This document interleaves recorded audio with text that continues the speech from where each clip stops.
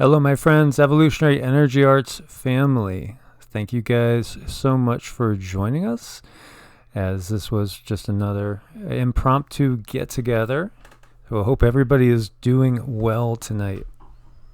Hi, everybody. Yeah, we wanted to get on. We thought it was fun last night, so we wanted to do it again tonight. Yes, most definitely. And we're going to touch on a lot of interesting subjects, for sure. Focusing mostly on the Earth changes in this one, and we will wait a few minutes for others to join us. Yeah. So, can everyone hear us okay in chat? Hello from Hi, Cobalt Blue. Hello from Albuquerque. I remember you, Cobalt Blue. I think you caught my energy one time when we did a video. You said you felt something odd that was off with me. Yeah, you felt it. The energy coming from that tower. I'm pretty sure it was you. It was pretty nasty, and you caught it. Yeah. So good to see Sister Devi, Crystal Core Art, The Wanderer, Osage Vet, evening, nuclear quantum lasers, pew, pew, pew. Nuclear quantum lasers, pew, pew, pew. Hello. We do that now. We'll be like shopping in the grocery store, and I'll come around the side and say pew pew pew, and we'll say how much we love your name. Yes, you're quite the influence. Most definitely. Thomas Waite, good to see you. Trisha, Stephanie, good to see you. Family, Sylvia, Cheryl. You guys, I'm so glad to see you guys here tonight. It feels good. I always love connecting with you guys. My heart chakra starts to go and off and running with the energy. It's great. Most definitely. And I see Peggy's here as well. Julie is here. Violet Mellon, Jordan, Paul P. Good evening. Jordan, I'm so sorry. I'll send you energy. I'm sending it now. I hope you feel better. Most definitely. Healing energy heading your way. Stargazer. Hello up there in Ohio. How is Ohio tonight? I'm betting it's pretty chilly. It's actually chilly here, so it's not really chilly here very often, so it's got to be like super cold there. It does get cold in Ohio. As you guys know, I used to live in Columbus for, I guess, about 3.5 years. And I loved Columbus, and I loved the people. It was just too cold for me when it got to be winter. It got to be brutal at times. I could handle the winter when I was little, but after this one single snowstorm all year long, I kind of realized I've gotten a little wimpy with the weather. She has. If I do better than she's doing, then yeah, she's getting wimpy there. Yeah, very wimpy. And yeah, he's the one who complains about the cold weather. So yeah, we're going to end up somewhere warm. I just know it. Yeah, we'll talk a little bit about what our plans are for the future, because we are formulating plans and kind of solidifying them as we go. And I mean, we've shared with you guys that it'd be fun to get out and get out and about. And I've been talking about like a travel trailer for a long time. And before I went to North Carolina, that was kind of my plan, but because of the influence of people in my inner circle, I ended up just going to North Carolina instead of really following my instincts, which was getting a travel trailer and just going all over the place. Because, honestly, I'm a gypsy at heart, I think. I really do truly think I'm a gypsy at heart. In so many ways, I love to just immerse myself into a new place. And I was keeping track. I just was like looking at my list. And so far I've hit 32 states. So I got 18 states to go. And I've hit Canada and Mexico and many places in the Caribbean. Never been to Europe, never been to Asia, Africa, or Australia, which we have so many wonderful family members there as well. What? Jordan's saying it's going to be like 19 degrees feels like in Florida. What part of Florida? Ooh, that's going to be cold. Yeah, he's been everywhere. I've been nowhere. I've been up by northern Idaho. I'm quite boring, really. Stargazer. Well, maybe we'll stop by when we come in that area because I definitely want to visit Columbus. I have so many good friends in Columbus, Ohio, and there's a lot of great restaurants there as well. So maybe we will stop on by and get together when we're in the area as well. I know the area south of Columbus. It's beautiful farmland and nice area, very very nice. It's exciting. So I'm scared to do everything, you guys. Like, I don't know, I'm just a little bit chicken of everything. So this is really getting me out of my comfort zone. It's going to be so good for me. Yeah, so we're doing research on these type of things and trying to figure out what's going to be big enough, but also what's going to be light enough so it'll be easier to maneuver. Not too much of a gas killer.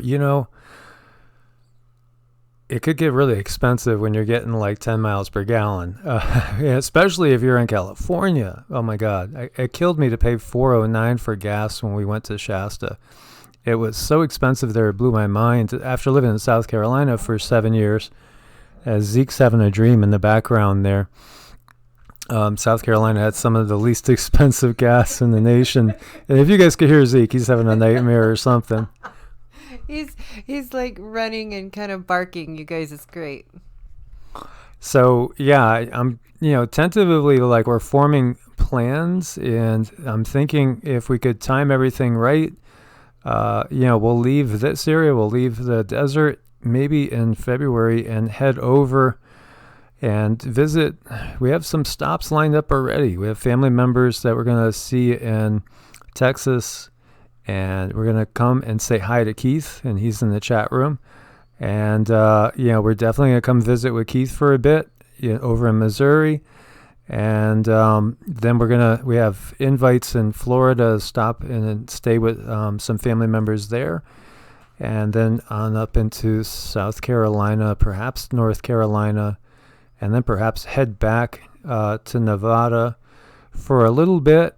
And maybe like April through June, and then head up into the Pacific Northwest when it's peak summer and, go see people in Northern California, Oregon, Washington, Idaho, and maybe over into British Columbia and over into the Calgary area. So it's something I've always wanted to do. This is like stuff I had planned from when I was like 16 years old and just never did it.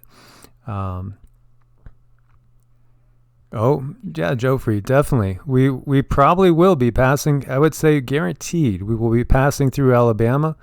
So we'll get together and, go get lunch or dinner or something. Yeah, we will. Definitely. We'll stop and see you guys, and it'll be fun. It'll be a lot of fun. I'm excited, but I'm scared. I think that's part of my nature. Yeah, I mean, I'm excited. I love it. I love the ideas. So, yeah, probably June, the summertime, we'll probably be up in the Pacific Northwest and then British Columbia and over a little bit more east of that as well. I've always wanted to see British Columbia. Always. Just so beautiful up that ways. Stephanie says pics or it didn't happen. Lots of pics, Stephanie. Lots. We're going to have pics hugging you. You're going to be between the two of us. Yes. And we'll each be giving you a kiss on your cheek, and we'll take a pic that way. We will. Tons of love to you, Stephanie. Tons. Julie's inviting us to New Zealand. Oh my God, I would love it. I've seen how gorgeous New Zealand is. I don't think I could get a trailer over there, but hey, where there's a will, there's a way. Actually, I was watching a couple that actually, they had resources, so they basically did go over to New Zealand, and then they rented a trailer and did the islands that way, and they normally go all the way up and down the Pan Am Highway. And that's something else I'd like to do. 311 Booyah is talking about the active shooter that was happening at Pearl Harbor. I did see that too. Yeah, follow us, Keith. We'll do a little caravan. It'd be great. Yeah, it would be fun. Oh, Joffrey says he's going to start making a bottle of wine. That sounds awesome. Cool. We like that stuff. So Cobalt's asking if your daughter will go too. I'd say that there might be a higher possibility for the trip going up into the Pacific Northwest, wouldn't you think? Yeah, right now she's pretty content where she's at, and she's going to let mom gallivant a little while. So not this trip, maybe next trip. Yeah, so Cindy's younger daughter is 11, and then she has two older daughters that have their own kids. They have three between them. And then grandma's here, and your aunt and uncle are here, and your cousin's here. Yeah. So there's a huge family network here that really supports each other, which is so beautiful. We do have quite a support network here for her, and she's not quite ready to travel. I have asked her.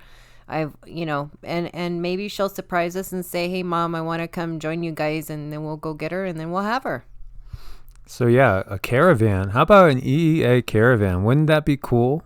That would be so cool. David says, "How much could I hire a trailer for?" If I'm not sure if I ever introduced you to Peter, David, but Peter is another one of our good friends, and that's what he does. He actually has a truck. He rents. You can rent a travel trailer. I think he pays $450 or $500 a month for one that he's renting, which is actually quite nice. Although you could buy one, and that's what I've been looking into, and you could finance it like a house if you had to. So your monthly payment might only be like $150 or $200 a month, and then of course try to pay it off. And there are really inexpensive ones out there. You could pick up something for $3 to $5 grand, but you're rolling the dice, because there's so many things that can go wrong in that situation.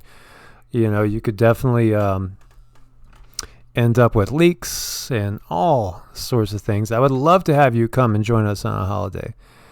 You'd always be welcome wherever we are.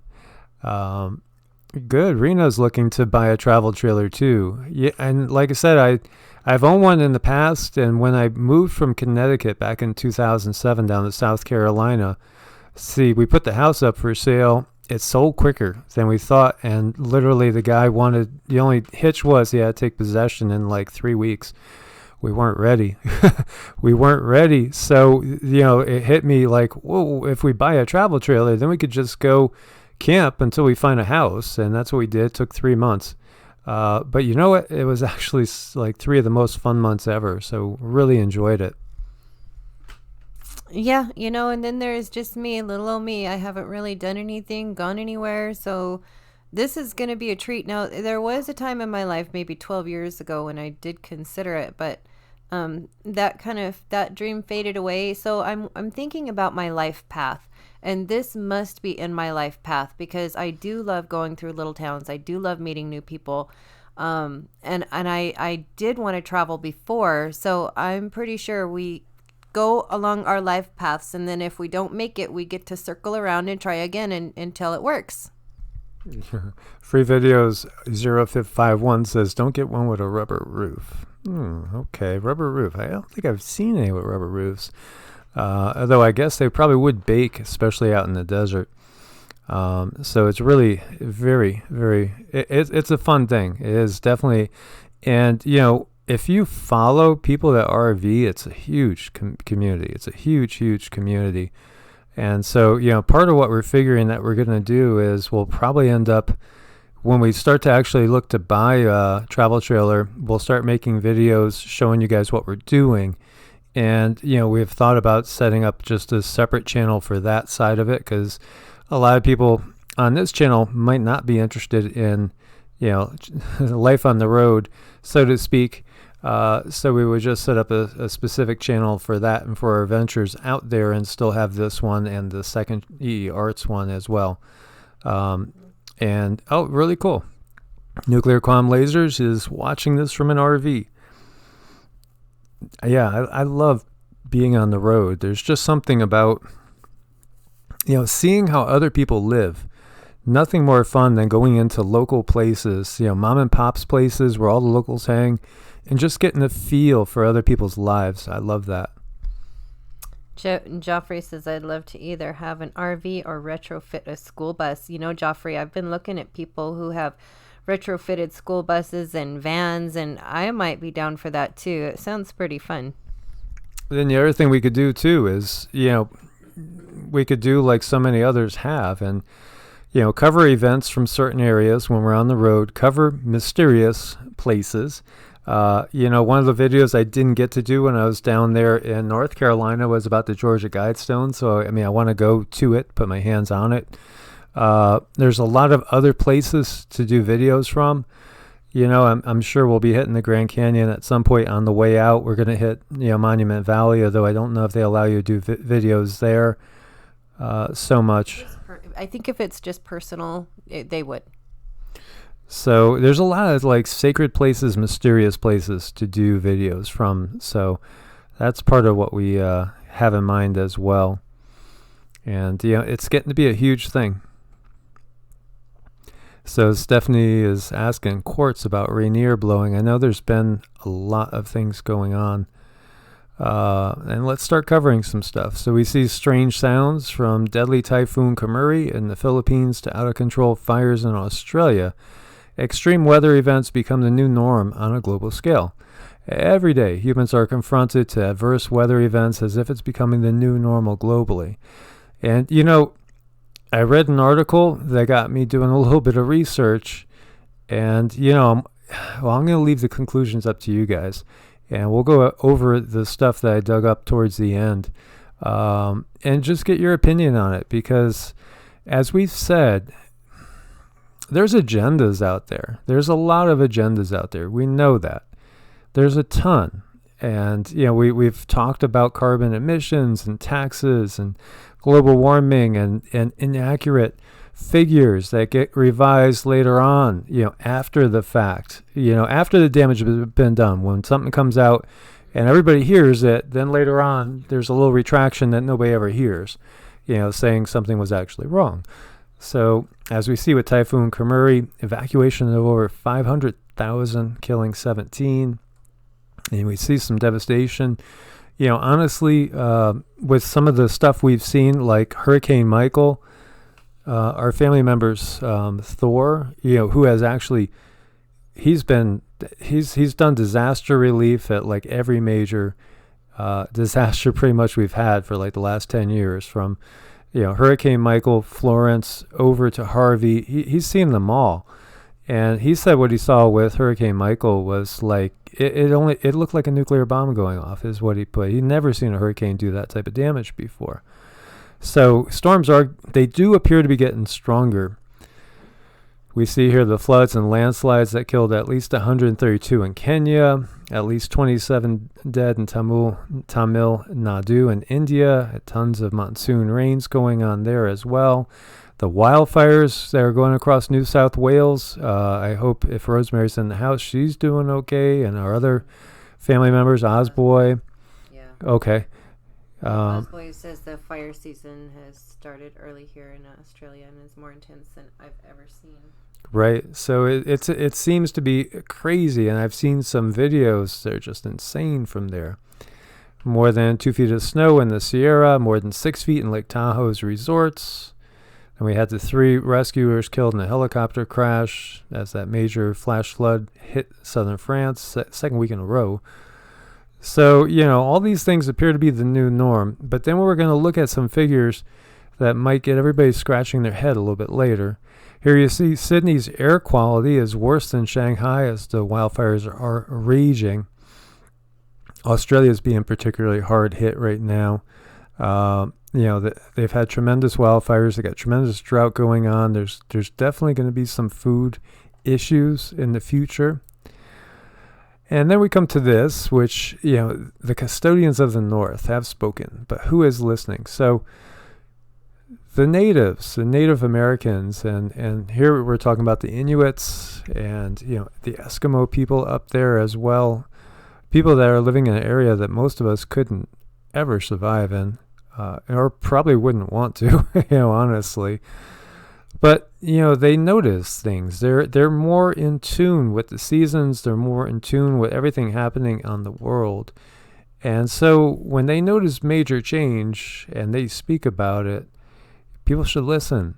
So this was during a summit between the 7th and 18th of December back in '09, the Inuit elders spoke about the effects of pollution in the Arctic and how it was affecting their hunting and fishing, but that was just part of the story.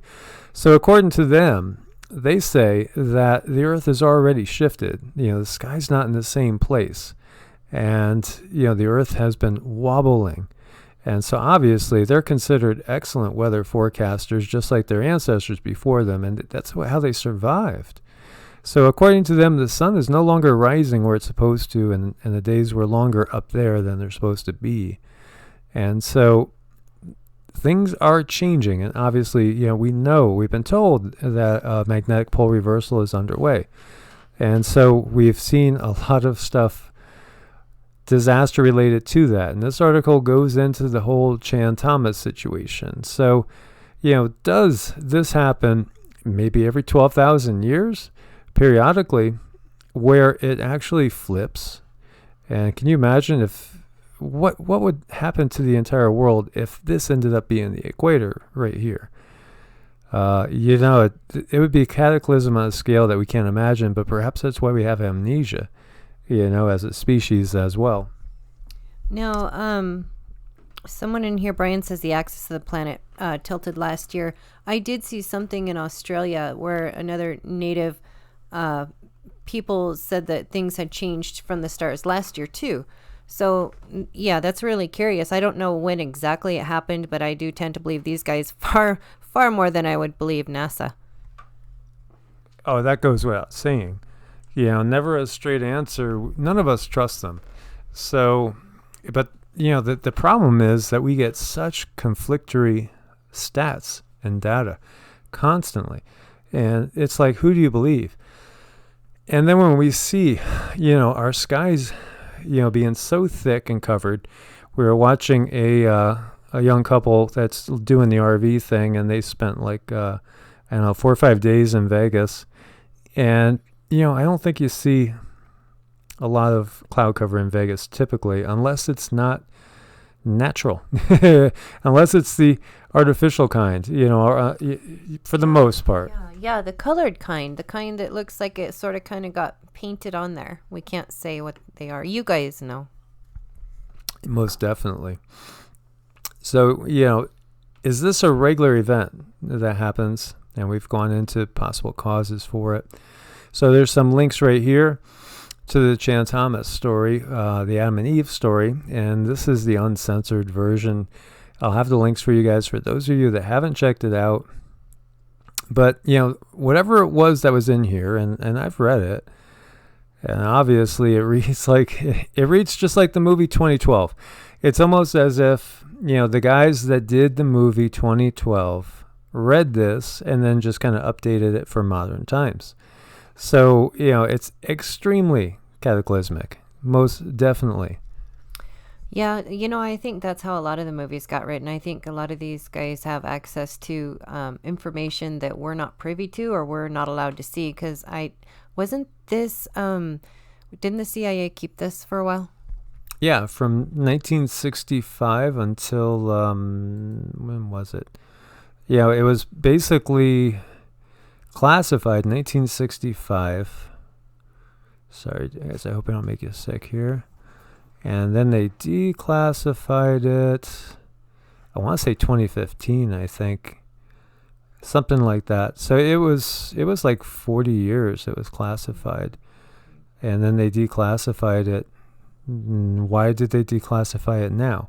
Is it not pertinent, or is it just simply, oh, well, we're too close now. Sorry, it's too late. It's one of those disclosure things where they have to tell us before we find out on our own, I think. Yeah, definitely. Lord Enigma says, we're being born without any information. Well, true. And we're being fed, a lot of disinfo too. Osboy says 2015. That's what I thought it was. So, that's a long time. That was 50 years they kept it classified. 50 years. So why release it now? Why was it something that needed to be classified for 50 years? And is it just that we're a little bit deep in right now, and it's like, oh well, they're gonna figure things are happening. Although I just don't know how much of it is real and how much of it is Memorex, so to speak. And I know that went over the head of so many people. Yeah, right. So, it's a very, very cataclysmic story. And it's, if you take it as if it's real, then yeah, it could be absolutely terrifying. Because you're talking about such tsunamis coming that, unless you're 14,000 feet, you're probably not going to survive. And even at that level, you still might not survive. Just to read a little bit of this. With a rumble so low as to be inaudible, growing, throbbing, then fuming into a thundering roar, the earthquake starts. Only it's not like any earthquake in recorded history. In California, the mountains shake like ferns in a breeze. The mighty Pacific rears back and piles up into a mountain of seawater more than 2 miles high. Then starts its race eastward. So right there, 2 miles high, you're talking almost 12,000 feet. A tsunami, 12,000 feet high. That's most definitely a big yikes. With the force of 1,000 armies, the wind attacks, ripping, shredding everything in its supersonic bombardment. The unbelievable mountain of Pacific seawater follows the wind eastward, burying Los Angeles and San Francisco as if they were nothing but grains of sand. Nothing but nothing stops the relentless, overwhelming onslaught of wind and ocean. Across the continent, the 1,000-mile-per-hour wind wrecks its hell, its unholy vengeance everywhere, mercilessly, unceasingly. Every living thing is ripped into shreds while being blown across the countryside, and the earthquake leaves no place untouched. In many places, the Earth's molten sublayer breaks through and spreads like a sea of white-hot liquid fire, and adds to the Holocaust. Within 3 hours, the fantastic wall of seawater moves across the continent, burying the wind-ravaged land under 2 miles of seething water, coast to coast.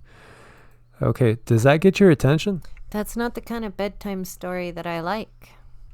No, yeah, I agree. So in that case, it's like not much you could do, and perhaps that's why the deep underground military bases are where they are. It could be, but it just seems like this sounds like something that the military bases wouldn't be able to survive either. But then again, if they had all the right stats and the right information, then they could build things to spec, I guess. T-Lock88 says the moon is AI in the sky.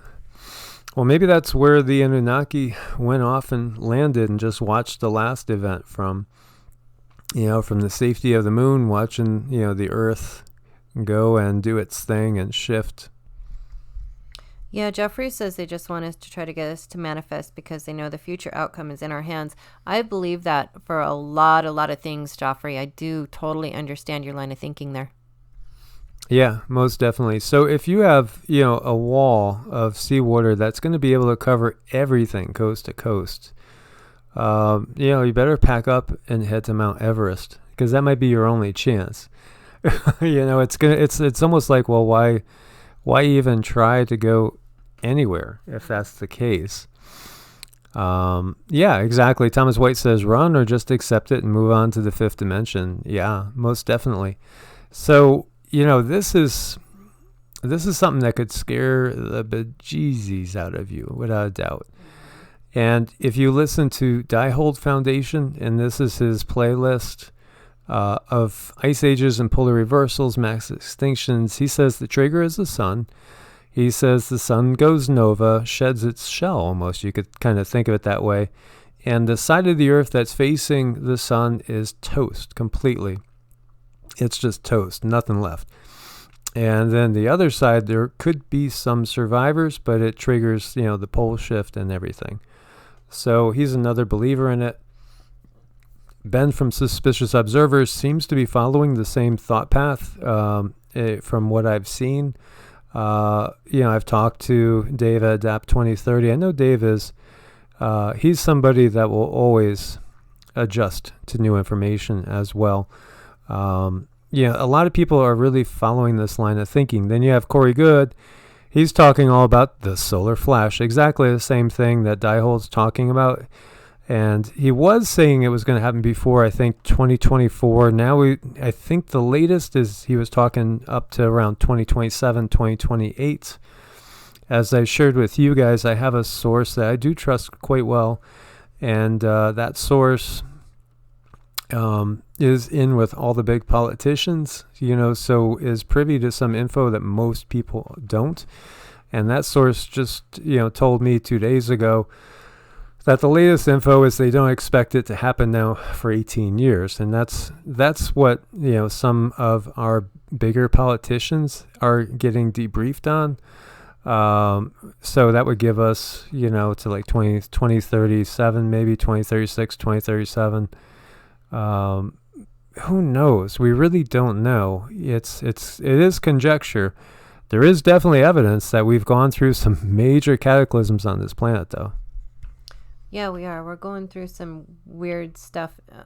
But then I was confused when we were looking at the news today. They were kind of downplaying a lot of things, that making it sound like everything was okay when we've been breaking so many records with the cold and the water and the fires and everything else. It just seems like things are falling down all over the place. And then we found an article that says, no, everything's fine. Yeah, and we're going to go to that, but we'll cover some more stuff. I mean, we keep seeing things that make it seem like things really are getting more intense. Here you see weaponized, quote unquote, lightning kills 5 football players in Zambia. And so that's soccer. But in another case, we've seen so many cases of cattle being hit by lightning and killed. A plane was heavily damaged, by a hailstorm. We've had birds dropping out of the sky. We've had sheep getting killed as well. And so you got 5 people playing soccer that were killed by lightning over there. So lightning, and I did see stats too, because I looked it up when I was in just leaving Florida. And I think it was 2018 set a record for lightning strikes in Florida anyway, when I looked up the stats there, because I was hearing about it locally often. Powerful storms rage across the Spanish Mediterranean coastline. I don't remember seeing floods like we have now. I don't. It's incredible, the floods. Now, of course, with the internet, we're able to see what's happening in Zambia. We're able to see what's happening in South Africa or in New South Wales. We're really able to see what's happening everywhere. So does that add to this? I mean, is that kind of oversaturating us with information? Yeah, saturation is a really good word. Saturation, confusion, chaos, a lot of things for us to look at, sift through, worry about, and keep us in kind of a fear state of mind. Yeah, so, and that you just said it, keeping us in a fearful state of mind is that part of it too. There's agendas going on here. I'm always super suspicious, of things. Yeah. Julie is saying cloud seeding, most definitely. Weather control is real. And weather control was real even in the 40s and the 50s with all the declassified documents. So, now it's probably so far ahead of what we even imagine can be done, although I think we have pretty good imaginations here at this channel. We have the best imaginations in this channel. I love you guys. We're awesome. Yeah, so, next year we have a big year, 2020. That's a big year. There's a lot of interesting things. Do you guys remember Jean Dixon? She was like a famous astrologer. I think she was the astrologer to either Nixon or was it Reagan? I know Nancy Reagan was huge into astrology, and the lady to my left is huge into Vedic astrology. But anyway, way back in, I think, the 70s, she predicted that the Third World War was going to start in 2020. So we also have a presidential election coming, and boy, the 2020 presidential election should be super curious, because there's so much dissension in this country when it comes to politics now. It's gotten worse. We are more divided than ever politically. We are, and I think a lot of our political leaders, they do have astrologers, really good astrologers. Personally, I like to follow Vedic astrology because it's Eastern, and it also takes into account the tilt of the earth, and there's some other differences there too.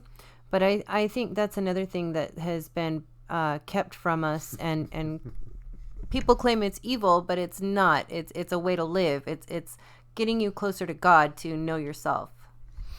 Yes, Raven. Yeah, I'm giving away my age. I know. Older than dirt. Yes, I see a lot of older than dirt comments in there.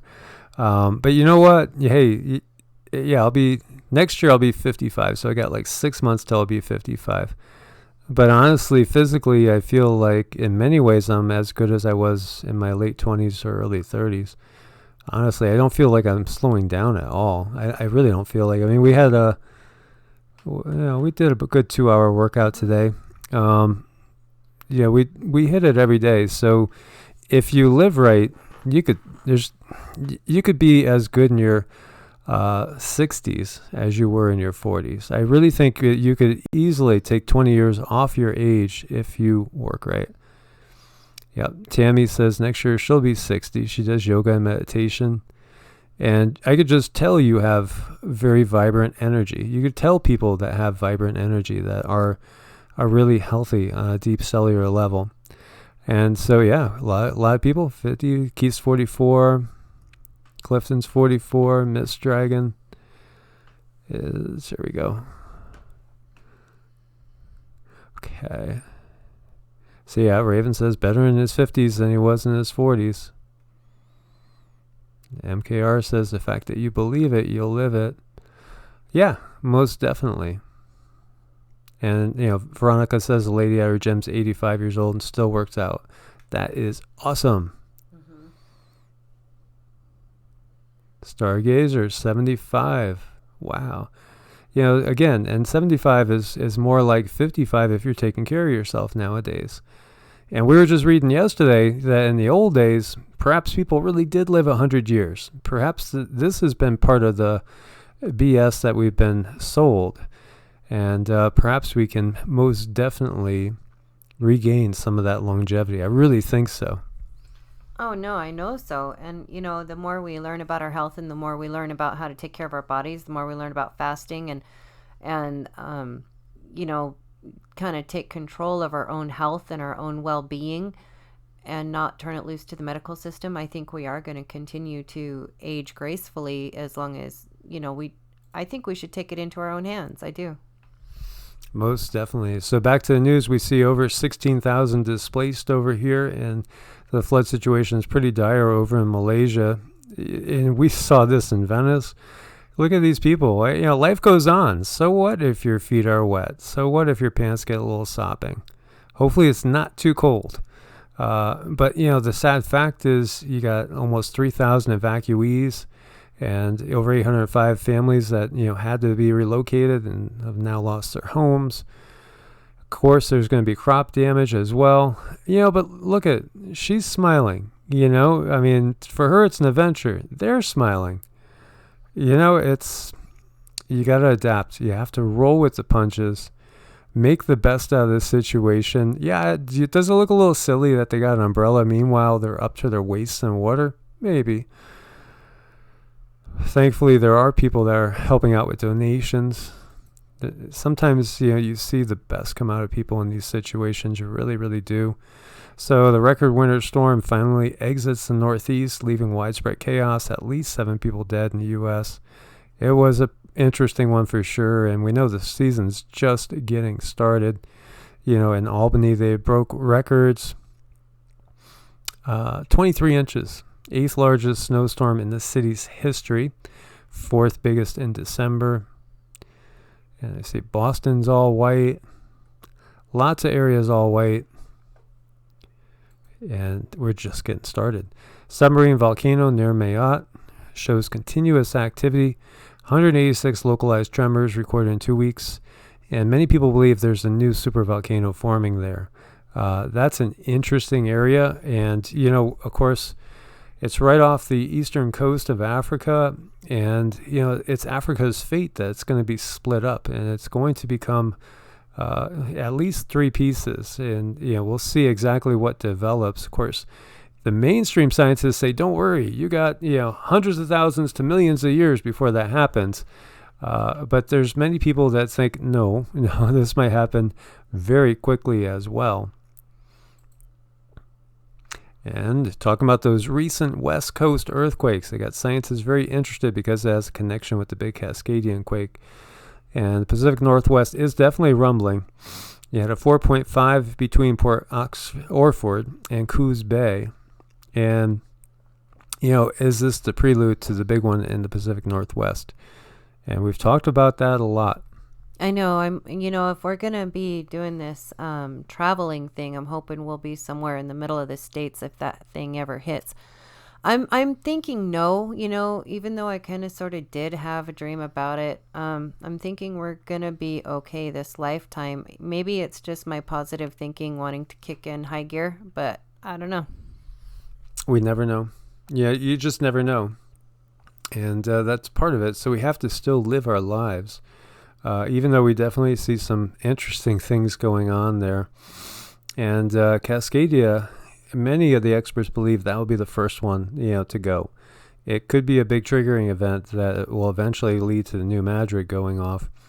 But, Cascadia is the one to keep our eye on. And yeah, this stuck out to me too. A 2.1 earthquake hits right near Pilgrim Nuclear Power Station in Massachusetts because you just don't see it.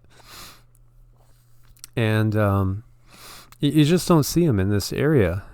And so it was just a very, very curious one, but there's been some really unusual earthquakes and, way off the edges of the plates.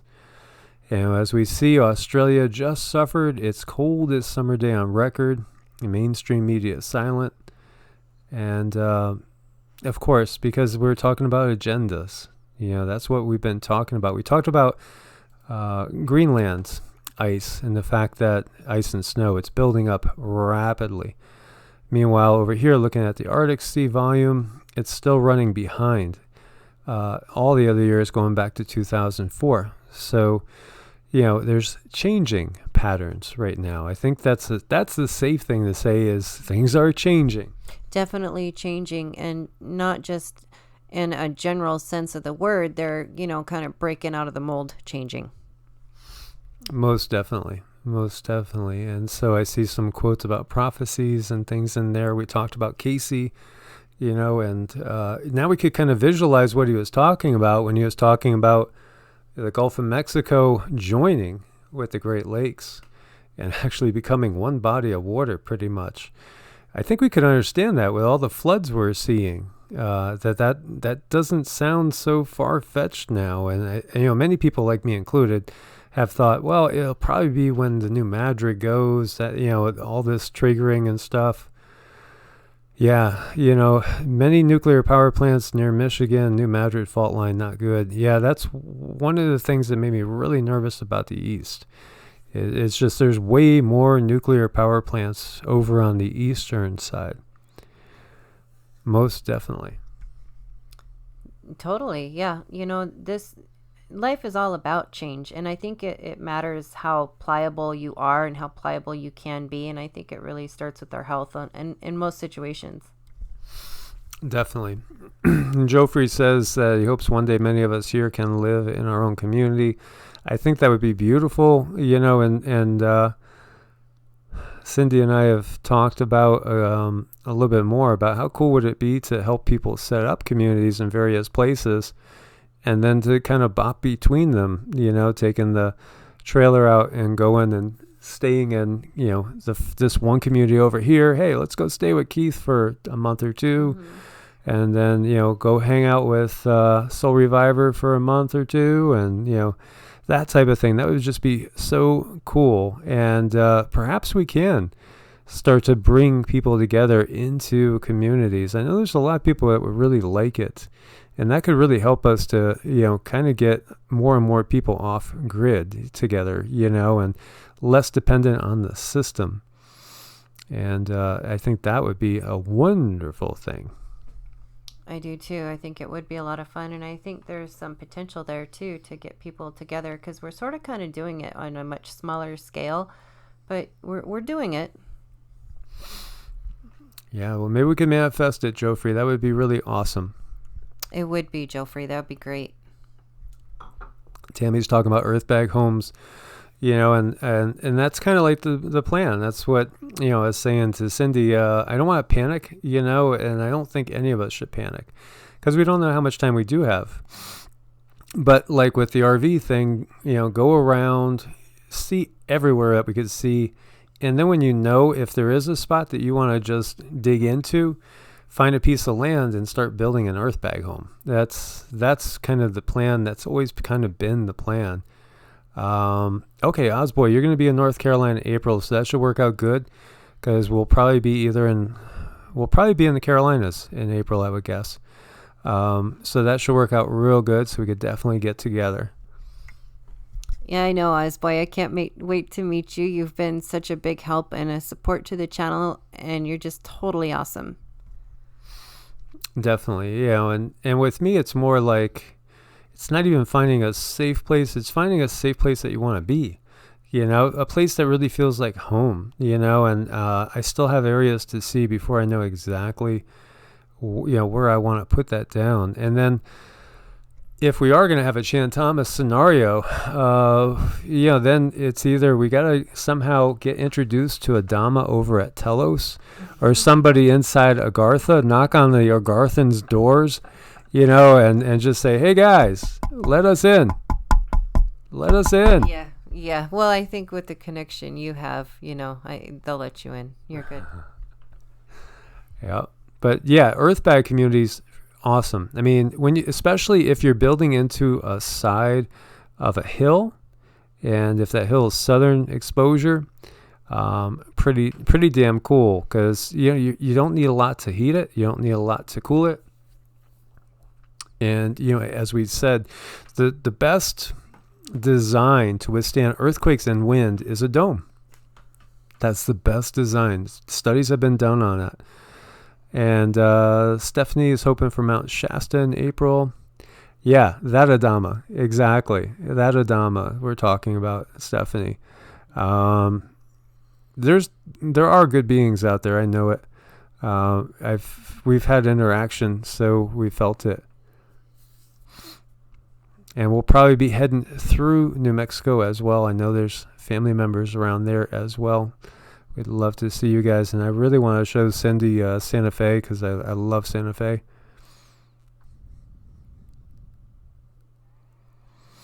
Nuclear quantum lasers, we love you too, man. And we love everybody that's here. It's just a blessing to be with you guys. Okay, so how dumb have we become? Chinese students are 4 whole grade levels ahead of U.S. students in math. We've talked about a lot of things like the fact that lifespan is dropping in the U.S. There's a lot of things dropping like a rock in the U.S. And, this is just another sad situation. And, so many people now are choosing to homeschool for many reasons. The V word is one of them.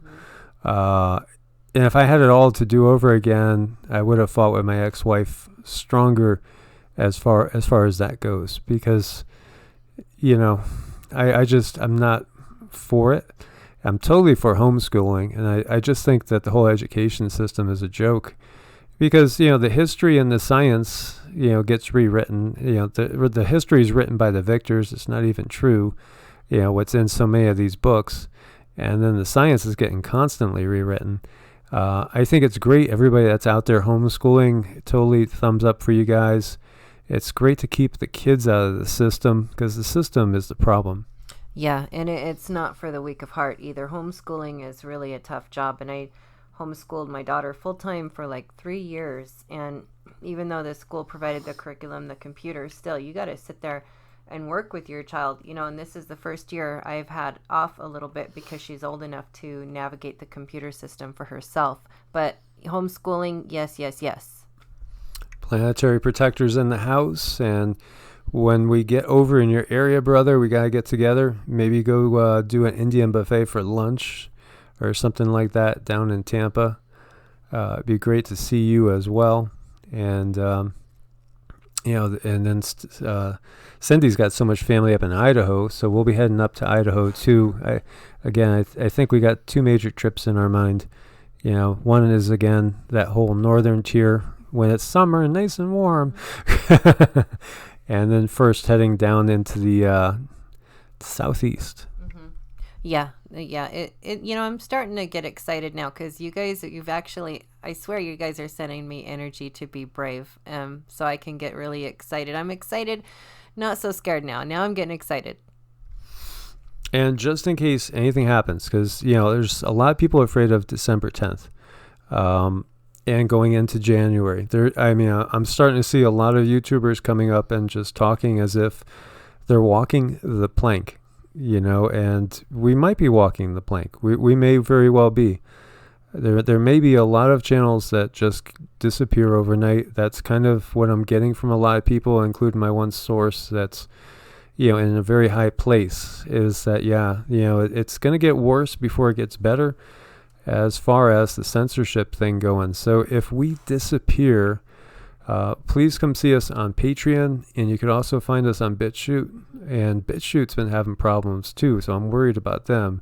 At least I've been having problems uploading videos there, and I kind of feel like, I feel like there's attacks going on some of these alternatives as well, such as a Brightian or a BitChute, from the big boys, and we hear so many people having issues with, I'm reading about deleted comments, comments can be deleted, all this, and Gary says, I wouldn't be worried so much. There are other websites you could go to. Yeah, and I'm on Patreon, obviously. We have our Ko-Fi. I have my own website, too. And we'll always let you know where we are if anything ever happened and all of a sudden we were gone. But my God, I would feel so horrible not being able to communicate to you guys on a regular basis. And then, of course, you could always get me at the Gmail, evolutionaryenergyarts@gmail.com as well. Because, this is a family. It's more than just... another YouTube channel. It's most definitely a family. We are close to you guys. And I think what we have in common here is we've all sort of kind of been cast out of a lot of our blood families, some of us, not really cast out, but not misunderstood is a good word. And, you can hit me up on Facebook too. And Patreon, we did a little work on Patreon, so that's changed a little bit. And I just don't want to lose touch with you guys. You guys are great. Yeah, there's tiers on Patreon now, and just to let you guys know what we did. And I'm working on actually putting together something for people that want to actually learn energy work, learn QiGong, Reiki, Pranic healing, quantum touch, the different systems that are out there. And so what we did on Patreon right now is we actually have some tiers up. And so like at the $25 level, there's a free tarot reading every month for the person, individualized for the Patreon. And then for $50 or more a month, it's also basically a session. So you get a session, you support the channel, but you also get a 60-minute session where that's energy work, intuitive reading, coaching, what have you. There's so much that's underway. We have a Discord that is going up. It's not quite ready yet, but we are getting there. Brother Scott has been working at it diligently. And so, Scott is over here, and we're working on it. So this is going to be something that you guys will be able to go to and talk to other EA family members at any time. So I'm also, I got to get my acting gear and get something going with Twitch as well. At the $5 level, I didn't put in any sort of extra benefit yet. And if anybody had suggestions, What we did do was we did a $10 level, where if anybody was at the $10 level and they wanted us to cover a specific topic on a video, we would put together a video on that topic, as long as it wasn't anything that would be maybe too risque or anything, which I don't think is going to happen with this crew. Any of our usual topics. So that would be at the $10 tier.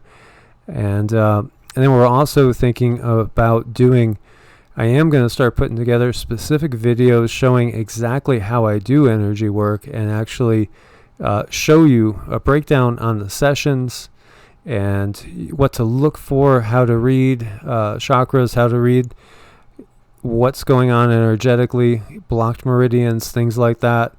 And there'll be a series of videos out there, and they'll be for a certain tier, and basically for people that want to learn energy work.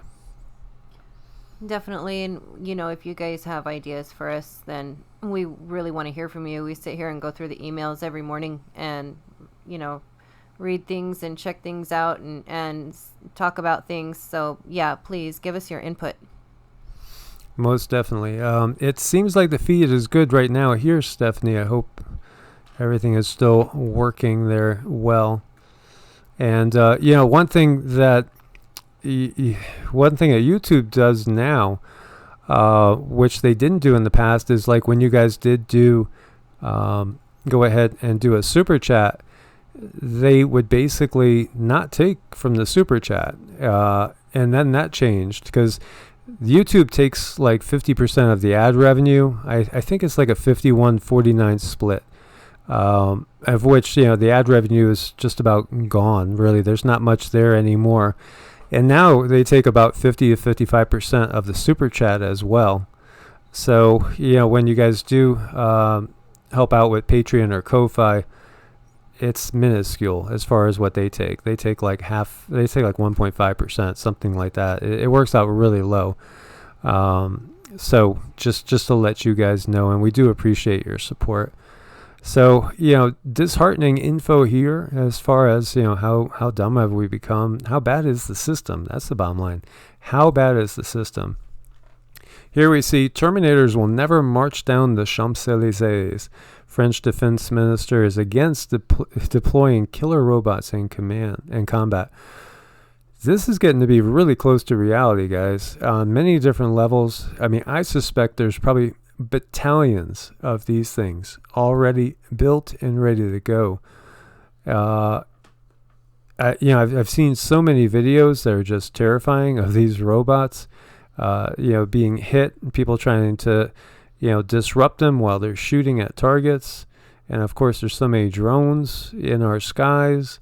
And of course, we know the damage drones can do. We've seen so many videos, many of us have, of drones taking out buildings left and right, people running away, and then the drone, shoots out a missile and they're gone. And, this could someday be coming very close to home, and let's hope not. But definitely scary stuff. As is this, digital immortality, transhumanism may hold the key to eternal life, along with multiple caveats and ethical dilemmas. They're trying to sell it hard, and a lot of people are going to buy this too. Now, if you could have your brain transplanted into a robotic body and live forever, would you do it? Would you? I know you wouldn't. No, I wouldn't trust it. I wouldn't trust it for a second. Now, for family's sake, maybe genealogy, to understand what their ancestors were like with different mannerisms, I could see that, but I would not trust this for a second. Yeah, I mean, definitely not. And yeah, I think it's already here. I think there's probably, literally, there's probably battalions that are all ready to go. Honestly. Yeah, there probably is. That's kind of a sad thought, but sometimes we have to think reality ways. Yep, most definitely. Most definitely. So we covered those two. Okay, and we're seeing climate change is hitting property prices, and sea level rise is one thing. But I was looking at it and checking out all these areas that are really prone to flooding. And so many of them are not on the coast. I mean, there's so many areas that are getting bombarded because the rivers are overflowing so much. So, there's going to be a lot of areas that people are going to have to leave if this is what is really going to happen. And again, how much is real and how much is induced. Let's just say induced. And so, where the sea is now might not be where the sea is tomorrow or the day after. But if you are a grand solar minimum person, like if you talk to Diamond, I would think Diamond's expecting sea levels to drop. Lee Wilbarger, I had interviewed him a long time ago, and he's in Florida, and he thinks sea levels are going to drop. That's his thought. But we are seeing, and they're only really looking at the sea level part in this map. So some of these areas are going to have problems, and actually one of them is going to have one of the biggest problems is right through Maryland, Delaware, and Northern Virginia there, as well as obviously Florida, down by Naples. Gorgeous. I love Naples. So beautiful down there. Fort Myers, Miami, of course, Fort Lauderdale, West Palm Beach, even up into Jacksonville here. If the sea level does rise like they're saying, all that's under. Weed Me's always saying, get out of New Orleans. Yeah, you better get out of New Orleans by 2100 if they're right, But which side's right? Is it going to drop? Because if it truly is getting colder and we're heading into a grand solar minimum that is going to be a once in 200, 400, 1,000 year event, then there should be no sea level rise. And then there's, the stats that they give us that don't seem to match the facts. You got people living in certain areas and saying, the sea hasn't risen. It's probably anything receded. It's just one of those things where who do you trust? Well, yeah, I mean, what we can do is we can trust our own senses. You got to turn within, always trying to remember to go within, trust your own senses. And even that, what we were taught in school, they taught us we got 5. No, we got so many more senses than that. So, we're pretty smart creatures, and I think we can count on each other. Yeah. Jonathan asked if we're in the area. We definitely would like to stop by, talk to you. Keith is in Missouri too, and so we definitely plan on staying with Keith for a bit when we go across. And we would love to meet with others as well. I've listened to Cliff a lot as well, Cliff High. I know a lot of people have followed him as well. The underwater volcanoes Gary's bringing up as well. That's another thing going on. Okay, so they measured the sea level in Sydney Harbor. At Fort Denison, sea level has not risen for 100 years. Lots of good comments there. Preach it, Cindy. Yeah, right. Thank you, Crystal Core. You're awesome. Okay, so yes. So this is now where we're getting to. This is Zero Hedge. This was actually authored by Michael Schellenberger, originally on Forbes magazine. So, Forbes is big money, obviously. Big money controls, in my opinion, it controls the mainstream. Do you guys agree? So take it for what it's worth. And again, take stats for what they're worth. And, obviously trust your own eyes, your own observations, your own inner feelings. So, he's talking about exactly what's going on. And he says why apocalyptic claims about climate change are wrong. Environmental journalists and advocates have in recent weeks made a number of apocalyptic predictions about the impact of climate change. Bill McKibben suggests climate-driven fires in Australia had made koalas functionally extinct. Extinction Rebellion said billions will die, and life on Earth is dying. Vice claims the collapse of civilization may have already begun. Those are big, dramatic statements. Few have underscored the threat more than student climate activist Greta Thunberg, who time warped from 1880 directly to our time to stop the climate change. That was a joke, guys. Yeah, you guys have seen the photo, I hope. So, and then we have the Green New Deal sponsor, Alexandria Ocasio-Cortez, saying the world's going to end in 12 years if we don't address climate change. So, basically talking 2030. Now, Thunderberg says in her new book, around 2030, we'll be in a position to set off an irreversible chain reaction beyond human control that will lead to the end of our civilization as we know it. And then sometimes scientists themselves make apocalyptic claims. It's difficult to see how we could accommodate 1 billion people or even half of that if Earth warms 4 degrees, said one earlier this year.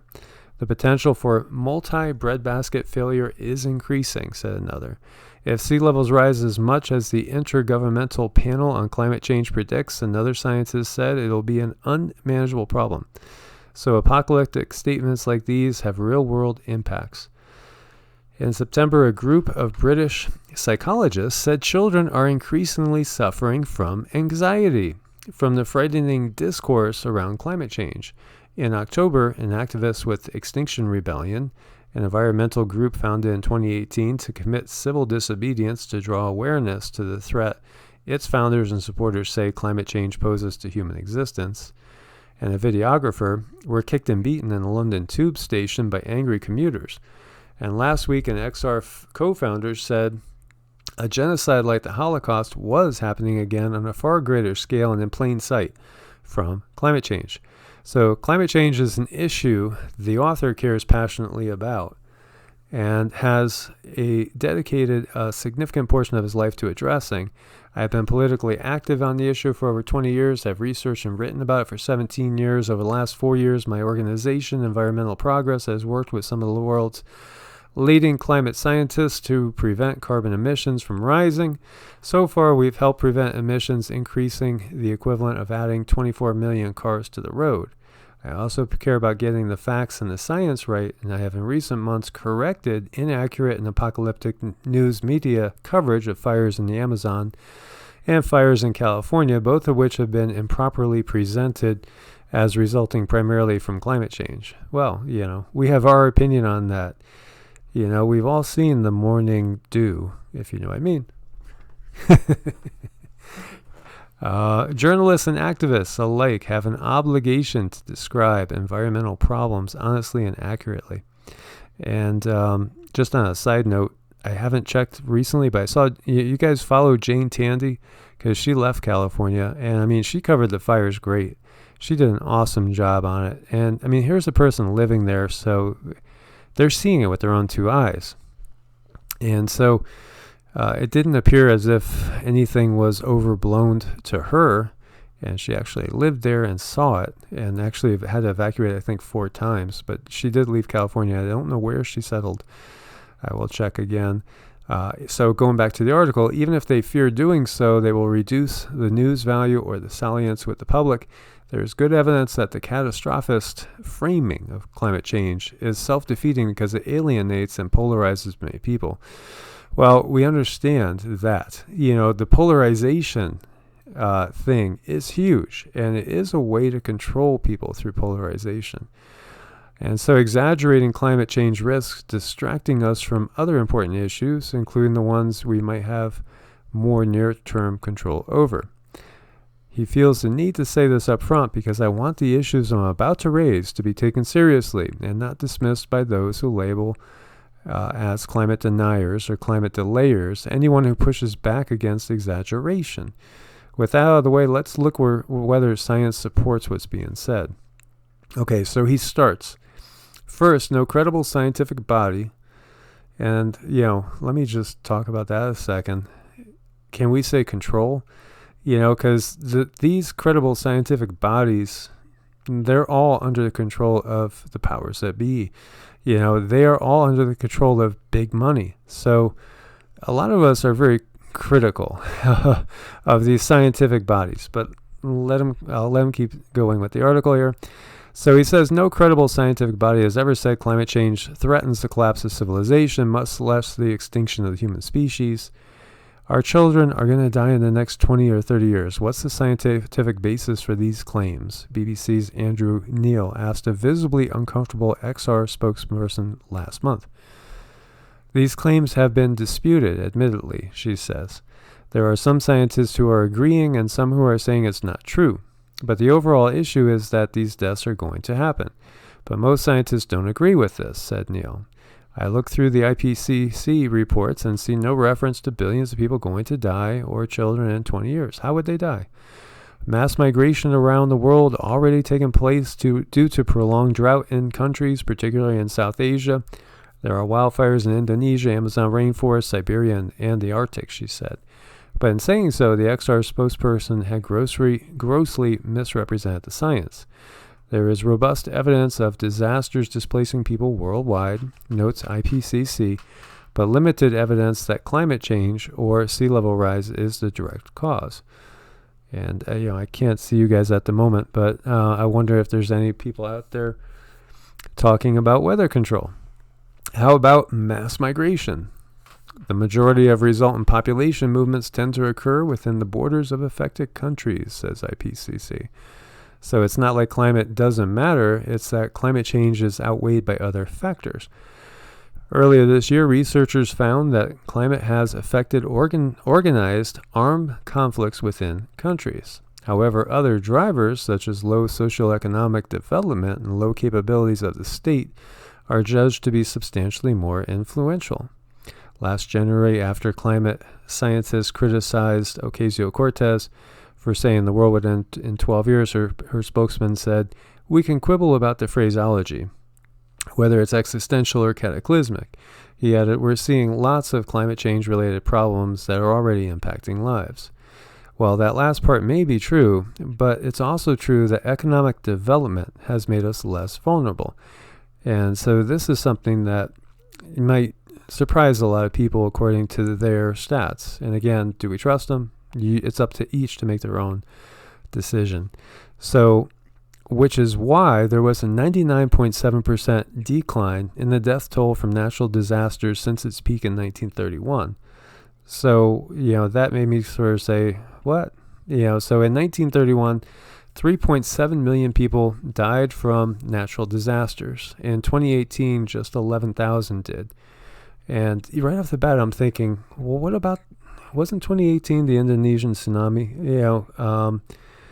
I think it was. And I don't know how many that claimed. I don't know. I started to do the research, but wanted to throw this out to you guys and see what you guys dig up as well. And I do have some stats, though, that we're going to go into. And that decline occurred over a period when the global population quadrupled. So the population is quadrupled from 1931 to now, or 2018 anyway. And supposedly, the decline is just huge. 3.7 million people in 1931 dying from natural disasters. 2018, only 11,000? It just doesn't feel right to me, but I'll show you some other stats that we dug up. How about sea level rise? The IPCC estimates sea level could rise 2 feet by 2100. Does that sound apocalyptic or even unmanageable? Consider that 1/3 of the Netherlands is below sea level, and some areas are 7 meters below sea level. You might object that the Netherlands is rich, while Bangladesh is poor. But the Netherlands adapted to living below sea level 400 years ago. Technology has improved a bit since then. What about claims of crop failure, famine, and mass deaths? That's science fiction, according to the author, not science. Humans today produce enough food for 10 billion people, or 25% more than we need, and scientific bodies predict increases in that share, not declines. There really should be increases. And again, many people are surprised to know that there's subsidies out there that pay farmers to not produce, and it still is ongoing. And that boggles the mind when people are starving across the world, but that's the situation. That's the system that we have. It's not about saving lives. It's about making greater profits, and that is a fact. The United Nations Food and Agricultural Organization forecasts crop yields increasing 30% by 2050, and the poorest parts of the world, like sub-Saharan Africa, are expected to see increases of 80 to 90%. as they get technologically more advanced. And as we know, China and the U.S. are both trying to control those areas as much as possible. Nobody is suggesting climate change won't negatively impact crop yields. It could, but such declines could be put into perspective. Wheat yields increased 100 to 300% around the world since the 60s, while a study of 30 models found that yields would decline by 6% for every 1 degree Celsius increase in temperature. Rates of future yield growth depend far more on whether poor nations get access to tractors, irrigation, and fertilizer than on climate change. And that could very well be true as well. And, there's so much undeveloped land just everywhere. And we do have the technology. So all this helps explain why IPCC anticipates climate change will have a modest impact on economic growth. By 2100, IPCC projects the global economy will be 300 to 500% larger than it is today. Both the IPCC and Nobel-winning Yale economist William Nordhaus predicts that warming of 2.5 degrees Celsius and 4 degrees Celsius would reduce domestic gross product by about 2 and 5% over that same period. And they go on to say basically that, it is a concern, but not the overwhelming concern that it's made to be. So here we see global deaths from climate and non-climate catastrophes, 1920 to 2018. And you see it just under 500,000 back here in the 20s and going into the 30s. These are climate-related deaths, natural disasters, and just going down like a real exciting roller coaster. And so that really paints a very different picture than what we see all across the news and all across everything we're witnessing. So you have to ask yourself, what's really going on here if that's the case? Are these figures BS or are they real? Top 10 countries for disaster deaths in absolute numbers. And look at this, a tiny little island, Haiti, 229,000 people. Venezuela, 30,000. We understand the situation there. You see India, 97,000. They've had horrible monsoons. Myanmar, Bangladesh, those areas always are flooding. China, 123,000. Russia, 58,000. Pakistan, 85,000. Sri Lanka, 36,000. Indonesia, 182,000. If I had to vote for the most dangerous place to live from natural disasters, I think I would give them the gold star there over in Indonesia. And here's another chart, absolute annual global deaths from natural disasters. And here you see the peak, 1920 to 1929, and floods. Flood is you have drought and flood. So drought is the darker. So you see how many people drought kills when we had the Dust Bowls. Remember the Dust Bowls? And then the next time you got the floods. So water kills. That's definitely, obvious answer.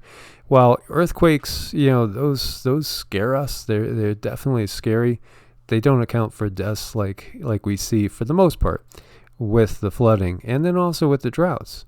And here again, percentage of occurrence of natural disasters by disaster type, 95 to 2015. Water-related right there, 43%. Wind-related, 28%. Earthquakes are 8%. Temperature, 6%. And then it just goes down from there. So interesting stats. And let me see what you guys are talking about. Yeah, it is interesting. I'm sorry, I'm going to butcher your name. Asaduzaman says that Asaduzaman, thank you.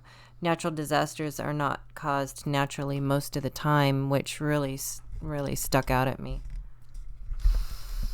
I agree.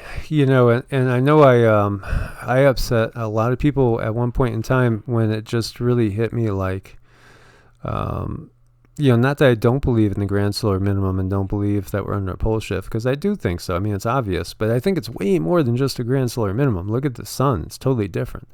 It's nothing like it was, I think there's something massive going on, but at the same time, how do we know how much is completely, truly natural.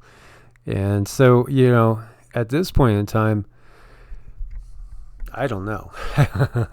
And I feel like a lot of this, I feel like the whole world's a stage, if you get what I mean. I